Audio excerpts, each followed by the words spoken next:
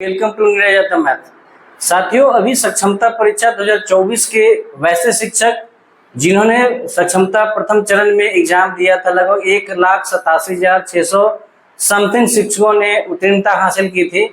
और जैसे जैसे चुनाव अपने अंतिम चरण पे है, सक्षमता परीक्षा के काउंसलिंग और स्कूल अलॉटमेंट को लेकर अब खबर वो जोर पकड़ चुकी है। जैसा कि अभी बहुत सारा खबर फ्लैश हो रहा है, जिसमें आप देखे होइएगा कि कल का खबर है कि स्कूल अलॉटमेंट जो है काउंसलिंग से पहले होने जा रही है।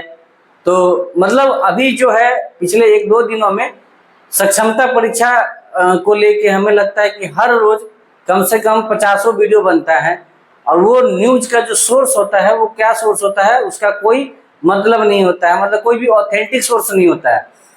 आपको पता है कि एक न्यूज एंकर है न्यूज 18 बिहार एंड झारखंड के, रजनीश कुमार जी। तो उनके द्वारा जो न्यूज दिया जाता है उनका ऑथेंटिकेशन होता है सूत्रों के हवाले के अनुसार से।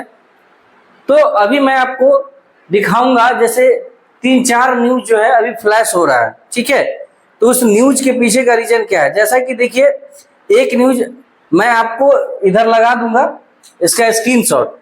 एक है बिहार सरकार का जो माध्यमिक शिक्षा निदेशालय कार्यालय आदेश है, ये 21/5 को इनका आदेश निकला था, जिसमें कि ये चुनाव से पहले भी जब काउंसलिंग का डेट आने वाला था और जोरों शोर से था उस पे काम, तो वहां पे विभाग ने प्रत्येक जिलों के लिए अलग अलग डेट अलॉट किया था, जिस डेट में आपको शहरी और ग्रामीण क्षेत्र में के स्कूल में जो भी रिक्तियां था उनको प्रविष्ट करना था ऑनलाइन मोड एक्सेल में, ठीक है। तो वो काम चुनाव के कारण रुक गया था। पुनः ये 21/5 को आदेश होता है कि 25 से लेके 2/6 तक अलग अलग प्रमंडल वाइज कुल 8 दिनों में इन सभी को सॉफ्टवेयर में क्या करना है, प्रविष्टि करना है, सॉफ्टवेयर में इसको सबमिट करना है। तो ये न्यूज तो आप देख लिए, तो ये तो ऑथेंटिक न्यूज था। कल का न्यूज क्या है, कल का न्यूज था, ये न्यूज आपके सामने दिख रहा है, जहां पर पीछे लिखा है बिहार सरकार शिक्षा विभाग।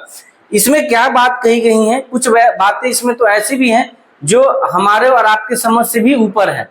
जैसा इसमें लिखा है कि सक्षमता परीक्षा पास नियोजित शिक्षकों के लिए बड़ी खुशखबरी, 6 जून से सभी शिक्षकों को विद्यालय किया जाएगा अलॉट। विद्यालय योगदान के बाद होगी काउंसलिंग और प्रशिक्षण की प्रक्रिया पूरी।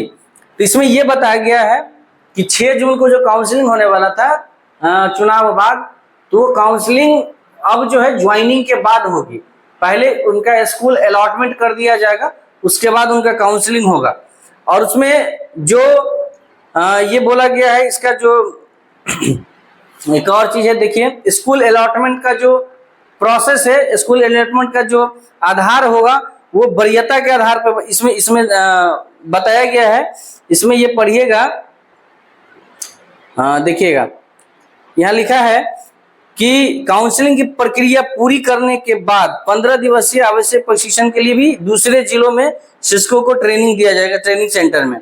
उसके बाद इसमें एक और चीज बताया गया है कि अब 6 जून से सक्षमता पास सभी शिक्षकों को उनकी वरीयता क्रम व प्राप्तांक अंक के अनुसार, अब ये पता नहीं इनको ये जानकारी कहाँ से मिली, वरीयता क्रम का आने का मतलब अब ये वरीयता किसके बारे में बोल रहे हैं कि जो लंबे समय से जॉब कर रहे हैं उनको वरीयता रखा जाएगा, या फिर जिनकी उम्र ज्यादा है उनको वरीयता दी जाएगी, पता नहीं। ये सारा चीज जो आप देख पा रहे हैं वो लिखा हुआ फॉर्मेट में है, नीचे कहीं भी इसका ऑथेंटिकेशन नहीं दिखता है।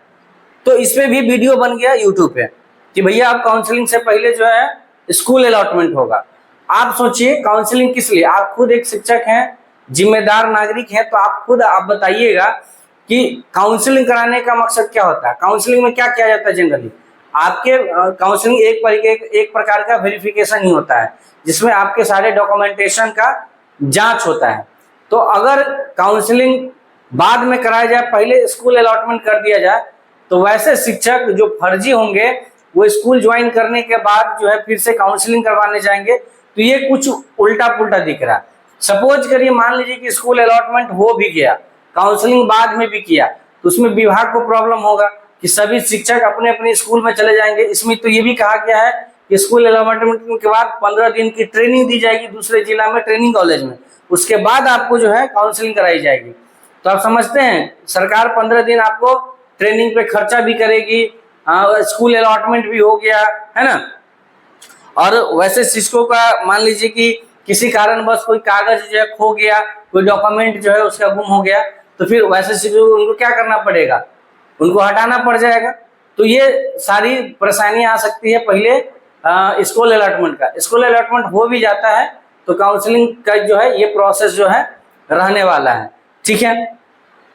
तो आप खुद बताइएगा। अच्छा, बहुत ऐसे भी शिक्षक होंगे जो काउंसलिंग में तो जाना चाहेंगे, लेकिन उनका स्कूल अगर दूसरे जिला में मिल जाए, मतलब जिला तो दूसरा मिला ही होगा, अगर बहुत दूर मिल जाए या बहुत ग्रामीण क्षेत्र में मिल जाए, तो वैसे शिक्षक चाहेंगे कि नियोजित शिक्षक बन के भी हम रहें। तो अगर पहले काउंसलिंग होती है तो वो काउंसलिंग कराने के बाद, डॉक्यूमेंट वेरिफिकेशन के बाद जैसे स्कूल अलॉटमेंट होता है, तो स्कूल अलॉटमेंट होते ही उसको जो है डिनाई कर सकते हैं, ज्वाइन नहीं करेंगे। लेकिन यहाँ अगर पहले स्कूल अलॉटमेंट हो गया तो उनको पहले ज्वाइन करना पड़ेगा, उसके बाद काउंसलिंग डॉक्यूमेंट वेरिफिकेशन कराना पड़ेगा, ठीक है। तो ये एक इसका ये है। तो ये हो सकता है, ऐसा नहीं है। इसको जैसा जिस तरीके से जिला अलॉटमेंट मिला रिजल्ट के साथ ही, तो हो सकता तो वहाँ स्कूल अलॉटमेंट भी हो सकता था। तो ये पॉसिबल है, ऐसा इसमें कोई बड़ी बात नहीं है, ठीक है। उसके बाद अभी अभी आप देखिएगा, आज तारीख है 24 तारीख, 12:41 में एक बिहार शिक्षक मंच है, स्क्रीनशॉट लगा दो, वहां पर लिखा है कि सक्षमता पास शिक्षकों के काउंसलिंग और विद्यालय आवंटन को लेकर कल हुई बैठक में नहीं हो पाया निर्णय, अब शिक्षा विभाग द्वारा 27 मई को होने वाली बैठक में लिया जा सकता है अंतिम निर्णय। अब साथियों आप खुद बताइए, ये जो न्यूज वगैरह जितना आप बिहार सरकार वाले, ये देखिए इतना लंबा प्रोसेस, ये कहाँ से न्यूज फैला बताइए। जब 23 तारीख ये जो है 23 का है, यानी 22 तारीख की बैठक हुई थी, तो उसमें जो है कोई निर्णय नहीं लिया गया, ना स्कूल अलॉटमेंट के बारे में और काउंसलिंग के बारे में, और उसको जो है टाल के अगले 27 मई तक बैठक होने वाला है उसमें ले गया। तो आप समझिए कि वो न्यूज कहाँ से आया। तो ऐसे बहुत सारे न्यूज है जो आपके पास फ्लैश होता है व्हाट्सएप मीडिया पर, व्हाट्सएप पे, अलग अलग ग्रुप पे। तो आपको जो है, आप देखिए सबसे कॉमन सी बात है, आप एक शिक्षक हैं और जब चुनाव आयोग ने कह दिया कि आपको पता है कि जो चुनाव का रिजल्ट आने वाला है वो 4 जून को आने वाला है, और जब शिक्षा विभाग ने पहले ही कहा कि चुनाव के बाद यानी 6 मई के बाद ही, 6 जून के बाद ही काउंसलिंग या स्कूल अलॉटमेंट का बात होगा, तो आप बताइए कि रोज रोज नया नया जो है न्यूज, ये इतना न्यूज निकल के आता कहाँ से। तो आपको नहीं लगता है कि हर घंटे हर मतलब मिनट जो है आपको सक्षमता से रिलेटेड न्यूज मिल जाता है ना।